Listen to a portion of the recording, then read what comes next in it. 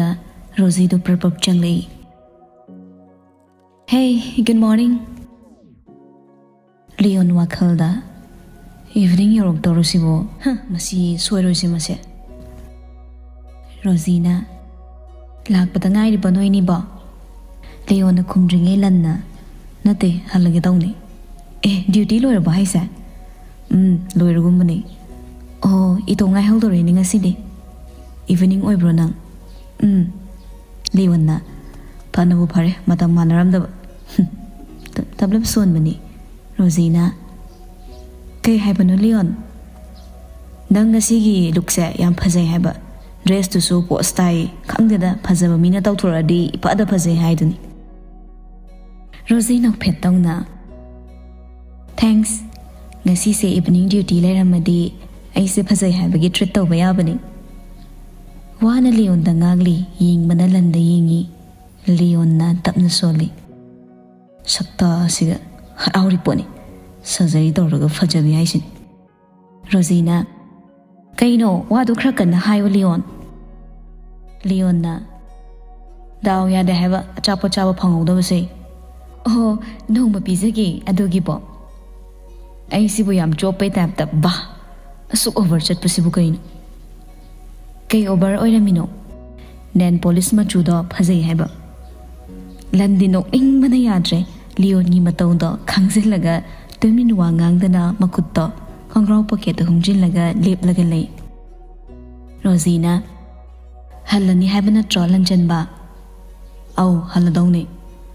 ꯑꯗꯣ ꯑꯩ ꯃꯔꯛ ꯊꯠꯅ ꯂꯟꯒꯤ ꯐꯣꯟ ꯈꯤꯡꯂꯛꯏ. ꯍꯜꯂꯣ ꯍꯥꯏꯕꯒ ꯅꯪꯗꯤ ꯈꯣꯟꯖꯦꯜꯗꯣ ꯍꯧꯔꯞꯅ. ꯀꯌꯥꯝ ꯀꯨꯏꯅ ꯉꯥꯏꯍꯟꯗꯣꯏꯅꯣ? ꯆꯥꯛ ꯂꯥꯝꯃꯦ ꯍꯥꯏꯕꯅꯦ. ꯑꯩ ꯅꯣꯏ ꯍꯣꯁꯄꯤꯇꯥꯜꯁꯦ ꯂꯥꯛꯄꯩꯔꯣ? ꯅꯪ ꯌꯥꯝ ꯋꯥꯗꯨ ꯍꯥꯏꯗ꯭ꯔꯤꯉꯩꯗ ꯐꯣꯟꯗꯨ ꯐꯠꯀꯈ꯭ꯔꯦ. ꯂꯤꯌꯣꯟ ꯂꯟꯗ ꯃꯨꯟꯅ ꯌꯦꯡꯂ ꯂꯩꯔꯝꯃꯤ. ꯀꯅꯥꯅꯣ ꯍꯥꯏꯕ ꯃꯤꯠꯌꯦꯡ ꯃꯥꯟꯕ ꯃꯇꯧ ꯑꯃꯒ ꯂꯣꯏꯅꯅ ꯔꯣꯖꯤꯅ ꯀꯅꯥꯅꯣ ꯂꯟ? ꯑꯩꯈꯣꯏꯗ ꯀꯌꯥꯝ ꯂꯣꯠꯂꯤꯀꯣ. ꯀꯅꯥꯅꯣ ꯍꯧꯖꯤꯛꯀꯤꯗꯨꯕꯣ? ꯃꯤꯅꯦ. ꯑꯗꯨ ꯍꯥꯏꯔꯝꯃꯒ ꯊꯣꯔꯛꯂꯦ. ꯂꯤꯌꯣꯟꯅ ꯑꯣꯏ ꯉꯥꯏꯈꯣꯅꯦ ꯑꯩꯒ ꯍꯨꯟꯗꯣꯛꯑꯝꯃꯤꯅꯦ ꯃꯁꯤ ꯉꯥꯏꯈꯣꯃꯤ. ꯑꯗꯨ ꯍꯥꯏꯔꯒ ꯂꯟꯒꯤ ꯃꯇꯨꯡ ꯏꯟꯅꯈ꯭ꯔꯦ ꯂꯤꯌꯣꯟꯁꯨ. ꯔꯣꯖꯤ ꯃꯈꯨꯠ ꯑꯅꯤꯗꯣ ꯍꯥꯏꯐꯦꯠ ꯈꯨꯇꯨꯝ ꯇꯥꯁꯤꯜꯂꯒ ꯊꯣꯡꯅꯥꯎ ꯂꯩꯔꯤꯕ ꯑꯗꯣꯝꯗ. ꯂꯟ ꯃꯈꯥ ꯌꯧꯕꯒ ꯀꯩ ꯒꯥꯔꯤꯗ ꯂꯥꯛꯀꯦ ꯅꯪꯕꯣ? ꯊꯣꯏꯅ ꯂꯥꯏꯟꯗ. ꯑꯩ ꯇꯥ ꯆꯥꯎꯕ ꯀꯧꯒꯦꯀꯣ ꯑꯗꯨꯒ ꯆꯠꯂꯁꯤ. ꯂꯤꯌꯣꯟꯁꯨ ꯍꯣꯕꯦ ꯍꯣꯕꯦ ꯆꯣꯔꯒꯗꯣ ꯐꯨ ꯐꯨ ꯀꯥꯝꯂꯗꯨꯅ ꯑꯁ ꯍꯣꯏ ꯃꯁꯤꯔꯦ ꯉꯥꯏꯈꯣ ꯑꯩꯁꯦ ꯂꯟ ꯃꯈꯨꯠ ꯊꯥꯡꯒꯠꯂꯒ ꯍꯥꯏꯐꯦꯠ ꯅꯣꯛꯏ. ꯊꯣꯏꯅ ꯑꯣꯏ ꯁꯒꯣꯜꯂꯥꯕ ꯅꯪ ꯑꯃꯨꯛ ꯁ꯭ꯋꯥꯏꯁꯤꯗ ꯀꯩꯗꯧꯔꯤꯕ? ꯂꯤꯌꯣꯟ ꯃꯆꯤꯟꯅ ꯇꯞꯂꯞ ꯁꯣꯜꯂꯤ. ꯁꯤ ꯁꯣꯅꯣꯄꯤꯀꯥꯁꯤꯅ ꯀꯩꯗꯧꯔꯤꯕ? ꯅꯊꯧꯔꯣ ꯅꯔꯟꯅ ꯂꯩꯕ ꯅꯠꯇꯦ ꯂꯩꯅꯤꯡꯗꯅ ꯂꯩꯔꯤꯅꯤ. ꯅꯪ ꯉꯁꯤꯅꯦ ꯁꯣꯏꯔꯣꯏꯀꯣ. ꯈꯠꯅꯕ ꯌꯥꯝ ꯄꯥꯝꯕ꯭ꯔꯕꯨ? ꯂꯤꯌꯣꯟꯅ ꯅꯪꯅ ꯍꯥꯟꯅ ꯍꯧꯔꯤ ꯅꯠꯇ꯭ꯔꯣ? ꯂꯟꯅ ꯊꯣꯏ ꯉꯥꯏ ꯂꯩ ꯚꯥꯏ ꯂꯥꯛꯑꯣ. ꯇꯥꯃꯣꯆꯣ ꯑꯁꯤꯅ ꯃꯥꯟꯅꯕ꯭ꯔꯣ? ꯂꯟꯒꯤ ꯃꯅꯥꯛ ꯆꯪꯁꯤꯜꯂꯒ ꯇꯞꯂꯞꯅ ꯍꯥꯏꯔꯛꯄꯅꯤ. ꯂꯟꯁꯨ ꯅꯣꯛꯐꯦꯠ ꯇꯧꯅ ꯉꯁꯤꯗ ꯊꯦꯡꯅꯕꯅꯤ ꯑꯩꯁꯨ ꯈꯪꯗꯦ ꯚꯥꯏ ꯑꯗꯨꯝ ꯀꯧꯁꯤꯟꯅꯩꯅꯤ. ꯑꯗꯣ ꯃꯥꯁꯨ ꯑꯩꯈꯣꯏꯒ ꯄꯨꯟꯅ ꯆꯥꯛ ꯆꯥꯕ ꯆꯠꯇꯣꯏꯔꯣ? ꯇꯜꯂꯤꯀꯣ ꯑꯩꯗꯤ ꯃꯥ ꯂꯥꯛꯑꯗꯤꯅꯦ ꯆꯥꯛ ꯆꯥꯐꯝꯒ ꯈꯪꯗꯧ ꯃꯥꯟꯗꯦ.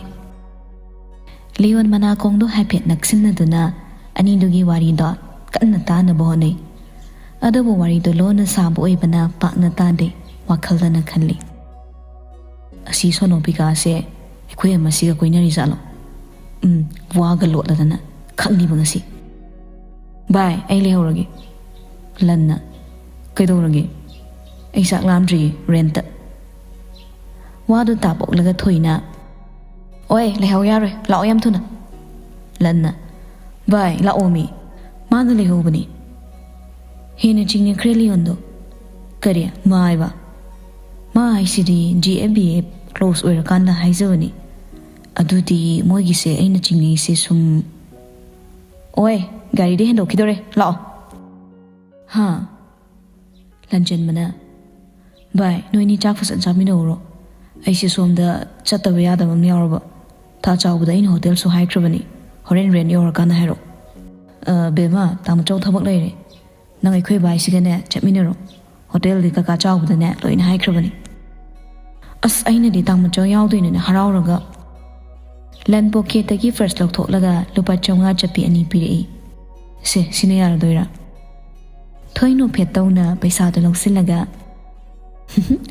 hoi thank you adu tamacho hori namdang call tawrake pung mapan natradi aidi sangoiba maramde ilai paiba hoi leon de wakhalda somda amadai ama langpang khanba yaba yadaba pangkhanda khali kaino ga sigi matau sibo haidana lanna ta sawba abem se chak lam haibani horen mana chaning ba khaido atuma bu pena bizabiyo ko chawbana aina fanaba sinjarage ibungo sir sumna ani do thadokre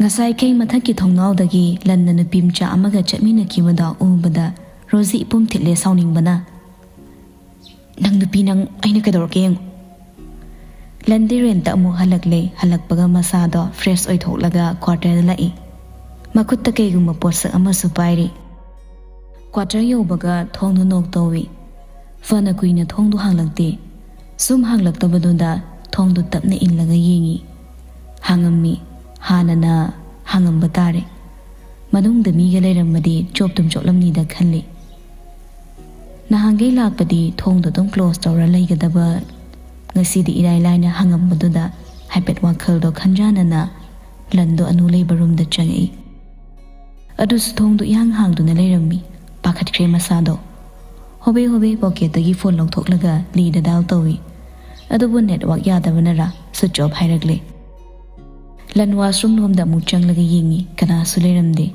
kitchen da su yenglure aduda suleiramjai amuke hena khuyongnana thagatpa pakhatpa matauda leader phone do hanjin tawi switch off haina tum hairak to pau toksali hena pakhatle makutta pairak poposakado phat thadaram laga makhada kumtharai makhada kana lei kari lei bano haina nga khumang kang na thi phangba kawba leitre manang nat pada habit khongna tholaktuna amu yengna lai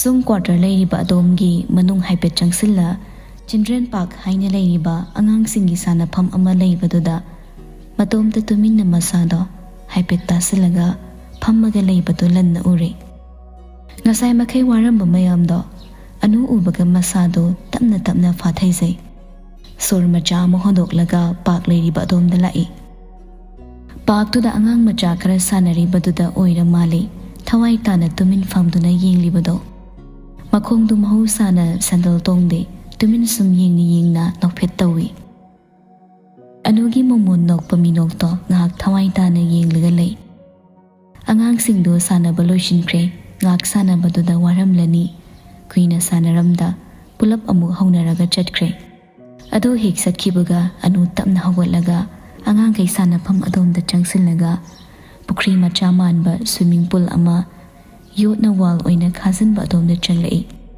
angang kai di pakna changna de adogi mapham do changdana bahaina get su pik takna solon selaga thammi anudi adu da changing lurabra khangde makokta pairam ba pin samphado tawraga lok thammi ba get ta yam hei singna hangdokre aduga manung da changaktuna pool da makhong da dapsilaga ising heibi sana tuna laikre landa mamit manai thakana wow my girl is so talented kaya da heisingiba ai fo asigi trick si de hate madom dalon ba yaba churon lolamaga anu manakta probab chaksilaktuna makhuto khangwai da haiven metladuna lepi mi lakpaki samin phangmada tung handuna haipet yenglui anu do tung dalandu sabani chumchumna wangtro uhangna makhwang me tuna leple leirambada khangple ki khangi aro puldu da popek tasali khangma haibo pulda tasali duna sakhini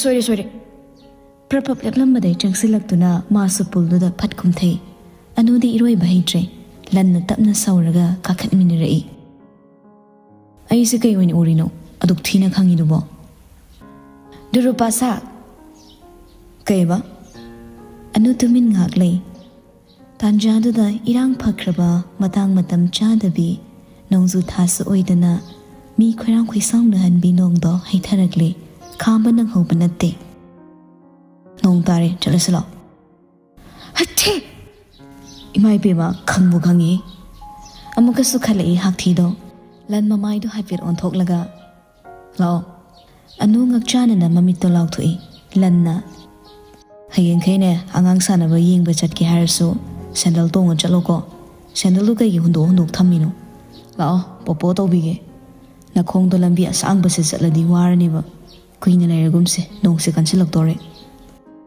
ꯑꯅꯨꯗ ꯇꯨꯃꯤꯟꯅ ꯋꯥ ꯂꯥꯟ ꯑꯃꯠꯇ ꯉꯥꯡꯂꯛꯈꯤꯗ꯭ꯔꯦ ꯂꯟꯅ ꯄꯣꯕꯤꯔꯒ ꯑꯅꯤꯗꯣ quarter ꯌꯧꯁꯤꯜꯂꯛꯂꯦ quarter ꯌꯧꯕꯒ dress change ꯇꯧꯔꯦ ꯂꯤꯗꯤ ꯊꯕꯛ ꯍꯜꯂꯛꯇ꯭ꯔꯤ ꯂꯟꯅ bag ꯃꯆꯥ ꯑꯃ ꯂꯩꯔꯤꯗꯨꯗꯒꯤ ꯃꯣꯖꯥ ꯄꯤꯌꯔ ꯑꯃ ꯂꯧꯊꯣꯔꯛꯂꯒ ꯃꯥꯅ ꯉꯁꯤ ꯄꯨꯔꯛꯈꯤꯕ ꯄꯣꯠꯇꯨꯒ ꯄꯨꯔꯒ ꯑꯅꯨꯒꯤ ꯔꯨꯝꯗ ꯆꯪꯉꯛꯏ ꯅꯨꯄꯤꯗꯨꯗꯤ ꯐꯃꯨꯡꯗꯨꯗ ꯔꯨꯃꯥꯜ ꯑꯃ ꯄꯥꯏꯔꯒ ꯍꯥꯛꯊꯤ ꯀꯟꯅ ꯈꯟ ꯂꯩꯔꯝꯃꯤ ꯂꯟ ꯆꯪꯂꯛꯄꯗꯨꯗ ꯀꯔꯤꯔꯥ ꯀꯔꯤ ꯄꯥꯝꯕ꯭ꯔꯥ ꯑꯆꯦ ꯂꯟ ꯆꯪꯁꯤꯜꯂꯛꯇꯨꯅ ꯁꯤ ꯇꯣꯡꯁꯤꯜꯂꯣ ꯅꯈꯣꯡꯗꯣ ꯍꯥꯛꯊꯤ ꯈꯟꯕꯗꯣ ꯏꯪꯉꯒ ꯍꯦꯟꯖꯤꯜꯂꯛꯀꯅꯦꯕ ꯑꯗꯨꯒ ꯁꯤꯅ ꯐꯣꯟꯅꯤ ꯁꯤꯝꯁꯨ ꯍꯥꯞꯄꯕꯅꯤ ꯕꯦꯂꯦꯟꯁꯁꯨ ꯍꯥꯞꯄꯤꯔꯝꯅꯤ ꯅꯪꯅ ꯇꯣꯝꯇ ꯂꯩꯕ ꯕꯣꯔꯤꯡ ꯆꯨꯔꯀꯥꯟꯗ ꯄꯥꯏꯔꯣ ꯅꯁꯥꯗꯣ ꯅꯥꯗꯅꯕ ꯐꯩꯖꯨꯞꯇꯣ ꯆꯤꯡꯈꯠꯂꯒ ꯂꯨꯝꯅ ꯂꯩꯌꯨ ꯑꯩ ꯅꯪꯒꯤ ꯏꯁꯤꯡ ꯑꯁꯥꯕ ꯂꯨꯝꯕꯤꯔꯛꯀꯦ ꯐꯤꯕꯔ ꯑꯣꯟꯅꯕ ꯊꯔꯃꯣꯃꯤꯇꯔꯗ ꯃꯆꯤꯟ ꯍꯥꯏꯐꯦꯠ ꯊꯤꯟꯖꯤꯜꯂꯛꯏ ꯑꯩ ꯑꯃꯨꯛ ꯆꯪꯉꯛꯀꯦꯀꯣ ꯅꯪꯒꯤ ꯏꯁꯤꯡ ꯑꯁꯥꯕ ꯁꯦꯝꯃꯨꯈꯤꯒꯦ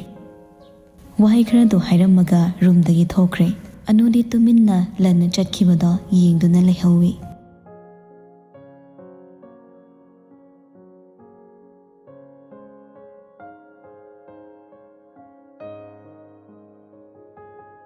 ꯁꯣꯝꯗ ꯃꯤ ꯑꯃꯅ ꯃꯣꯏ ꯄꯥꯕꯨꯡ ꯅꯆꯥ ꯅꯨꯄꯥꯗꯨꯕꯨ ꯀꯩꯗꯧꯔꯕꯅꯣ ꯍꯟꯗꯛ ꯃꯔꯛꯁꯤ ꯌꯨꯝꯗꯁꯨ ꯂꯥꯛꯇꯦ ꯐꯣꯟ ꯇꯧꯕꯗꯁꯨ ꯄꯥꯏꯔꯛꯇꯦ ꯃꯈꯣꯏ ꯄꯥꯕꯨꯡ ꯊꯕꯛ ꯍꯥꯡꯂꯒꯗꯤ ꯑꯃꯨꯛꯇ ꯍꯪꯕꯤꯔꯨꯒꯦꯔꯣ ꯀꯨꯏꯔꯦ ꯏꯆꯥꯗꯣ ꯎꯔꯛꯇꯕ ꯍꯧꯔꯛꯂꯕ꯭ꯔꯥ ꯅꯪꯒꯤ ꯍꯧꯅꯕꯤꯗꯣ ꯑꯃꯨꯛ ꯃꯤ ꯊꯕꯛ ꯆꯤꯟꯕꯒꯤ ꯑꯣꯏꯔꯝꯒꯅꯤꯅꯦ ꯅꯪꯅ ꯑꯗꯨ ꯄꯥꯈꯟꯗ ꯈꯟꯖꯤꯜꯂꯦ ꯈꯟꯖꯤꯟꯕ ꯈꯟꯖꯤꯟꯗꯕꯒ ꯇꯣꯛꯈ꯭ꯔꯣ ꯃꯈꯣꯏ ꯄꯥꯕꯨꯡꯗꯤ ꯑꯩꯅꯕꯨ ꯏꯆꯥꯒꯤ ꯋꯥ ꯑꯃꯠꯇ ꯍꯥꯏꯔꯗꯤꯅꯦ ꯑꯗꯨ ꯉꯥꯛꯇꯅꯤ ꯍꯩꯃꯥ ꯀꯔꯤꯅꯣ ꯃꯃꯥ ꯅꯪꯅ ꯍꯥꯏꯔꯤꯗꯨꯕꯨ ꯑꯩꯁꯨ ꯏꯆꯥꯗꯣ ꯎꯅꯤꯡꯂꯤꯕꯅꯤ ꯃꯃꯥ ꯅꯪꯅ ꯅꯆꯥ ꯅꯨꯡꯁꯤꯕꯒ ꯃꯄꯥ ꯑꯩꯅ ꯏꯆꯥ ꯅꯨꯡꯁꯤꯕꯒꯁꯦ ꯀꯅꯥꯅ ꯍꯦꯜꯂꯤꯒꯦ ꯑꯣꯜꯂꯗꯤ ꯑꯩꯅ ꯁꯥꯊꯤꯅ ꯍꯦꯜꯂꯝꯒꯅꯤ ꯍꯥꯏꯔꯤꯕ ꯅꯨꯄꯤ ꯅꯈꯣꯏꯁꯤ ꯋꯥꯈꯜ ꯆꯥꯎꯊꯣꯛꯄ ꯌꯥꯝ ꯋꯥꯠꯂꯤꯅꯦ ꯅꯆꯥꯅ ꯇꯧꯔꯤꯕ ꯊꯕꯛꯁꯦ ꯃꯌꯥꯝꯒꯤ ꯁꯦꯕꯥꯅꯤ ꯈꯔꯗꯁꯨ ꯋꯥꯈꯜꯗꯣ ꯆꯥꯎꯊꯣꯛꯄ ꯇꯝꯃꯨ ꯀꯩꯗꯧꯒꯦ ꯃꯃꯥ ꯃꯣꯏ ꯄꯥꯕꯨꯡꯒ ꯋꯥꯔꯤ ꯁꯥꯟꯅꯕꯁꯤꯗꯤꯅꯦ ꯑꯩꯗꯤꯕ ꯈꯣꯏꯗꯧꯁꯦ ꯍꯦꯟꯅ ꯁꯨꯝ ꯁꯥꯎꯅꯤꯡꯂꯗꯧꯅꯤ ꯌꯥꯔꯦ ꯉꯁꯤꯗꯒꯤꯅꯦ ꯀꯔꯤꯝꯇ ꯍꯥꯏꯖꯔꯔꯣꯏ ꯑꯩ ꯍꯩ ꯃꯃꯥ ꯏꯁꯧ ꯂꯥꯏꯔꯤ ꯅꯆꯥ ꯅꯨꯄꯥꯁꯤ ꯅꯨꯄꯤ ꯊꯤꯖꯤꯟꯅꯕ ꯇꯧꯔꯁꯤ ꯄꯥꯈꯪ ꯑꯣꯏꯔꯛꯂꯤꯁꯦ ꯐꯅꯗꯤ ꯀꯨꯏꯔꯦꯗꯅ ꯑꯩꯈꯣꯏꯁꯨ ꯑꯍꯜ ꯐꯅꯌꯥꯝꯗꯤ ꯑꯣꯏꯁꯤꯜꯂꯛꯂꯦ ꯏꯃꯥꯟꯅꯕꯁꯤꯡꯗꯤ ꯃꯃꯤꯠꯇ ꯃꯁꯨ ꯎꯕ ꯐꯥꯎ ꯌꯥꯎꯅꯈ꯭ꯔꯕꯅꯤ ꯑꯩꯈꯣꯏꯒꯤꯗꯤ ꯅꯪꯅꯁꯨ ꯑꯩꯅꯁꯨ ꯑꯉꯥꯡ ꯑꯣꯏꯔꯕꯣꯏꯗ ꯈꯜꯂꯤ ꯆꯍꯤꯕꯨ ꯀꯌꯥ ꯁꯨꯔꯝꯗꯧꯅꯣ ꯑꯩꯈꯣꯏ ꯊꯣꯏꯕꯁꯤꯕꯣ ꯃꯃꯥ ꯅꯪꯅ ꯈꯪꯗꯅ ꯑꯩꯉꯣꯟꯗ ꯑꯃꯨꯛ ꯍꯥꯏꯖꯤꯜꯂꯛꯎ ꯃꯥꯒꯤ ꯆꯍꯤꯁꯦ 24 ꯁ꯭ꯋꯥꯏꯗꯤ ꯑꯣꯏꯔꯝꯂꯅꯤ ꯄꯥꯈꯪ ꯐꯥꯔꯝꯃꯅꯤꯕ ꯑꯩꯈꯣꯏ ꯊꯣꯏꯕꯁꯦ ꯃꯣꯏꯕ ꯐꯔꯦ ꯅꯪ ꯑꯩꯅ ꯈꯔꯁꯨ ꯑꯗꯨꯝꯕꯗꯣ ꯊꯤꯔꯨꯗꯕꯒꯤꯅꯤ ꯑꯔꯤꯕ ꯄ꯭ꯔꯃꯣꯁꯟ ꯑꯗꯨꯝ ꯀꯥꯗꯧꯔꯕꯅꯤ ꯏꯆꯥꯁꯦ ꯑꯗꯨꯗꯤ ꯏꯃꯧ ꯏꯈꯨꯠ ꯆꯥꯕꯤ ꯑꯃ ꯊꯤꯗꯕ ꯌꯥꯗꯦ ꯀꯥꯟꯅꯗꯦ ꯃꯣꯏꯕ ꯑꯩ ꯉꯁꯤꯗꯒꯤꯅꯦ ꯏꯃꯧ ꯊꯤꯕ ꯍꯧꯔꯅꯤꯀꯣ ꯏꯃꯧ ꯂꯩꯔꯗꯤ ꯊꯣꯏꯕꯗꯤ ꯔꯦꯟꯇꯁꯨ ꯂꯩꯔꯔꯣꯏ ꯊꯤꯔꯣ ꯃꯧ ꯊꯤꯔꯤꯅꯦꯅ ꯊꯤꯔꯒꯅꯦ ꯅꯆꯥ ꯈꯪꯍꯟꯗꯕꯤ ꯇꯧꯕꯗꯨꯗꯤ ꯇꯧꯅꯨ ꯅꯆꯥꯗꯁꯨ ꯃꯥꯡꯖꯧꯅꯅ ꯋꯥꯃꯥꯡ ꯇꯝꯁꯤꯜꯂꯨ ꯍꯣ ꯑꯩꯅ ꯍꯦꯟꯅ ꯈꯪꯉꯤ ꯑꯗꯨꯕꯨꯗꯤ ꯔꯥꯖꯦꯟ ꯑꯩꯒꯤ ꯏꯇꯨꯅꯤꯗꯅ ꯌꯥꯔꯦꯀꯣ ꯍꯅꯨꯊꯪꯗ ꯄꯛꯇ꯭ꯔꯦ ꯌꯥꯝꯅ ꯑꯁ ꯃꯃꯥ ꯏꯃꯧꯒꯤ ꯃꯇꯥꯡꯗ ꯋꯥꯔꯤꯒ ꯇꯧꯕꯁꯤꯗꯤ ꯅꯪ ꯑꯩ ꯅꯍꯥ ꯑꯣꯏꯔꯤꯉꯩ ꯄꯨꯟꯁꯤꯗ ꯅꯤꯡꯁꯤꯡꯂꯛꯏꯗ ꯍꯣ ꯌꯥꯔꯦ ꯋꯥꯔꯤꯗꯨ ꯂꯣꯏꯁꯤꯟꯕꯤꯔꯣ ꯊꯕꯛ ꯊꯦꯡꯈ꯭ꯔꯅꯤ ꯆꯠꯄꯤꯔꯣ ꯃꯦꯝꯃ ꯀꯔꯤꯅꯣ ꯍꯩꯃꯥ ꯐꯖꯅ ꯈꯨꯝꯃꯛꯎꯅꯦ ꯃꯤꯅ ꯅꯨꯡꯁꯤꯅ ꯀꯧꯔꯒ ꯌꯥꯔꯦꯗ ꯈꯥꯏ ꯂꯩꯔꯅꯨ ꯊꯕꯛ ꯆꯠꯇꯧꯗꯣ ꯆꯠꯂꯣ ꯉꯁꯤꯅꯦ ꯊꯕꯛꯀ ꯆꯠꯇꯕꯤꯗ ꯁꯨꯝ ꯐꯝꯂꯒ ꯂꯩꯅꯤꯀꯣ ꯍꯣ ꯐꯝꯒꯦꯔꯥ ꯂꯩꯒꯦꯔꯥ ꯂꯦꯞꯂꯒ ꯂꯩꯒꯦꯔꯥ ꯀꯨꯁꯤ ꯇꯧꯕꯤꯍꯧꯔꯣ ꯑꯩꯗꯤꯅꯦ ꯏꯃꯧ ꯊꯤꯕ ꯆꯠꯅꯕ ꯅꯆꯥꯅꯨꯄꯥꯒ ꯋꯥꯔꯤ ꯇꯧꯔꯨꯈꯤꯒꯦ ꯏꯀꯥꯏ ꯈꯪꯗꯕ ꯍꯅꯨꯕꯧ ꯑꯗꯨ ꯍꯥꯏꯔꯝꯂꯒ ꯃꯤ ꯑꯃꯗꯣ ꯃꯊꯛꯂꯣꯝꯗ ꯀꯥꯈꯠꯈ꯭ꯔꯦ ꯔꯥꯖꯦꯟ ꯃꯃꯥꯏꯗꯨ ꯇꯥꯞ ꯄꯥꯏꯔꯒ ꯑꯩꯁꯤꯕꯨ ꯀꯌꯥꯝ ꯍꯅꯨꯔꯗꯅ ꯍꯣꯏꯅꯦ ꯍꯅꯨꯔꯝꯃꯅꯤꯅꯦ ꯈꯨꯠꯀꯁꯦ ꯈꯨꯏꯕ ꯍꯧꯔꯛꯂꯦꯕ wahai kharadu matomda sonjaraga nokphet tawjai thengkrani ma su thabak chatkre somdana Lina hello chatkene loishili kula puthorak bugi de to kayani habno oh noisu jackson layuko be careful thabak khuding mukta jackson badakar oi thame phone thamkhraba tungda Lina bye lanna ngaside ai thengmangan badam mangamde laisina lairibe area do khangi ado makoi handakti lotla su senfam leiroi area ahumni ekoina hoje report fangli se ado I chaluki ge phone se off thambani ko horen paw fawba yaba kanda ai adum hairamagi chaluki ge fazan jackson chalo all the best thank you chale anu su fazana nang hidak lang tak to matam naina pisabiu ko hoi ai tawragi dugi di ngak wari watai tawranga li thorakle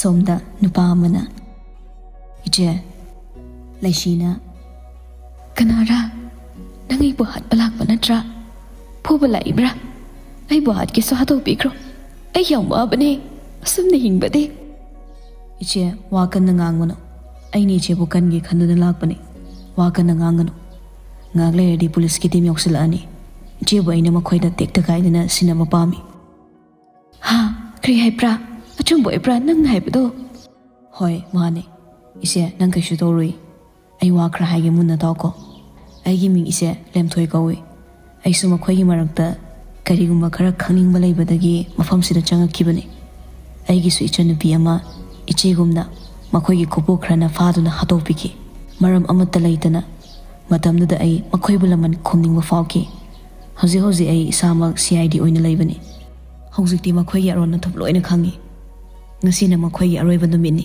chanfam su leraroi nangdi makhoi na kai su khangtabra lemthoina khangdi je khangdana ma haiduna so aina soklot bani ado aina hoji iche gi nakta changai se atai gi nate horen ngak leraga makhoi gi kupu khrana iche bu phaduna soidana pugi harakani matamdu de iche na wanthasina gadabani ware haijin gadabani makhoi ni pudori bu maphamdo tingnungni mafam amada puna mo anabada iche gi khongkhut pulliba mit punamak thadorakani aina habadu tang iche na tawbiu makha tabada aina fana wasilake gyan tara doreche aina haise tumi lekre leisido mamituna kirup thongzilom de yengi ise kadoroge aina haise gyan tadabro mamittu thonglom de yengna masado tapna tasin bhawkre lemthoi su leisigi matauda kaidorabano khanna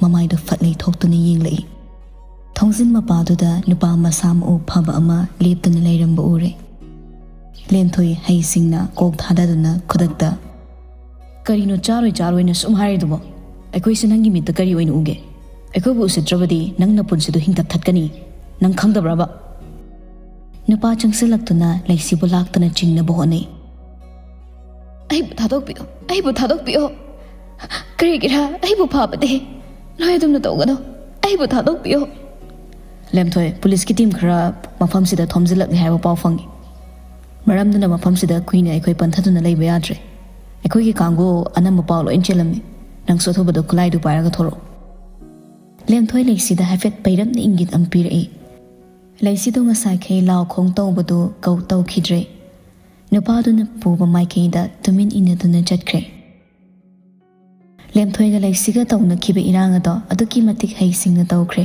leisibu chingduna puriba nupaduna uhodre lemthoina hoitamo ay thobada tholakna tawsarage nupaduga leisiga do thokre hik thokhibaga pocket agi phone lawthoklaga mana da bluetooth to pat hapchinkre Lina any information location track to biro iPhone sum paisage okay I do it Prem tabro hello Prem na tai sir calling track to map yenglaga location thakrabani hoi sir I yengjarage lemthoi are you here Yes sir.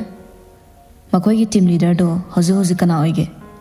Robert hai Englishman dura. Ahoy mani. Okay. Prem tabro.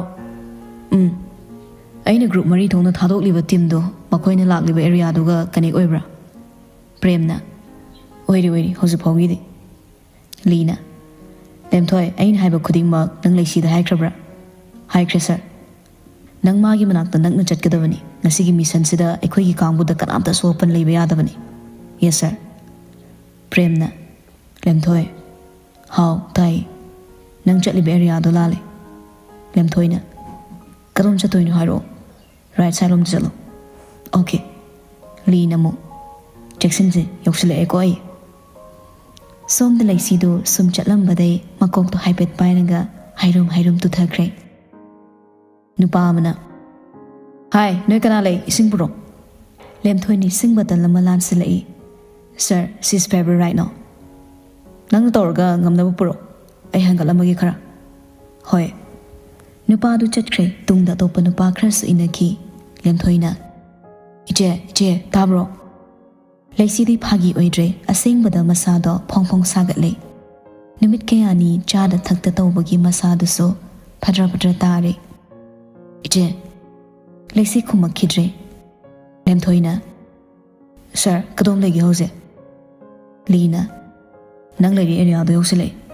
Wari sanaringi marak tuda nongmay makhona chingmay do pumnin heninli. Li, lem thoigi manak yore. Kadore habano. Favor ni masado ya wabo mali. Yare, aina fana basilage nang chalamo. Yadori bro, sir itomta. Yani.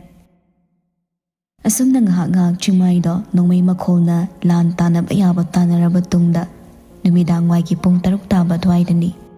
Li do yumlom da oin halagle. Laisi bu magi kada phasana thambiram laga fonda. Lanna. Bye, kamay dore. Lina. Successfully oire adubo kedorabano nupim chasagi alaktri kaino haidubo li ngasagi plan khaidu amatta chit hadana tammi lanna adugidi kem khaluno fever du dine masado isingai mana fasana chamthokpiro aduga lumbu sabado tawragi hida guli khra pizaro champut kumba chambudo khra pizabiyo hayeng yorga tum fakranida hoy ai imada hayar to holagi Imana mama oina mo kan kiniko. Li hafen nok laga. Khala sa dum yara wazani da. Masak phazabra nu pindubo. Wari yam sangkreda. Phazaba tokro. Aidi khangbom su yawri bani. Nang su kona tapna reaction yeng lage. Imai bema khohai gadi aidi khangoi na. Paisa thana se. Oine thana se. Ado ai thamuge haying oin laage. Ado congratulations plan my papagi. Thank you. Phone thamna khraba tungda Santina. Bungo tabro nangbo. How kay hagi ma. Kanano nang na pharakli ba nupido narol jumu.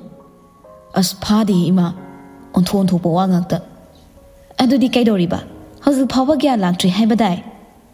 Kanbirak pani ima maado masayam kana sagat hobani. Wari na ai kona tapna lirage. Imana kay kino chana ba khra yingbiraga ne hidam ta pisose. Hoi ne adubudi ne imana loine silage. Ado nang nupi se pharaga purakpati nate ko. Nupi masana yada na ne noi ben tawraga phabi khotpi tawbududi ne imana yan ingdi haisini ko. Ima nang sidi wayam nga angi aina haido hanam ta tawbiyomi. Hoi. Ha mi khwai gi di mamau na manem gi seba tawni. Aikhoigi dine mamogi seba manem na tawbidore. Masak tubo mukta hinglukigeda. Lidu mamagi matawda nafet tawi. Wakhaldana khali. Ima namong nupido masak ti chakhai bani. Magun budi khangde. Ngasi khak thengnabani na.